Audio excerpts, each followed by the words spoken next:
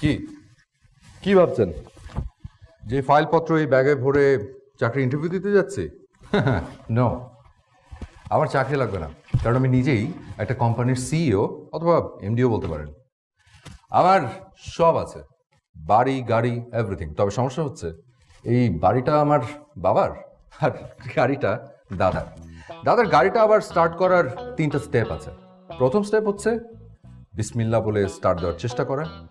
দ্বিতীয় স্টেপ মনে মনে আল্লাহকে ডাকা যে আল্লাহ প্লিজ গাড়িটাকে স্টার্ট করিয়ে দাও। আর তৃতীয় স্টেপ হচ্ছে যদি গাড়িটা স্টার্ট না নেয় তাহলে। আসলে আজ ভাগ্যটা এত খারাপ ছিল কি বলবো, মানে গাড়িটাই স্টার্ট হচ্ছিল না, তাই এই রিক্সা করে অফিস যাচ্ছি। এটা হচ্ছে আমার স্টেপ 3। এই যে বড় বিল্ডিংটা দেখছেন, দারুণ একটা অফিস, দামি কাচের ঘর।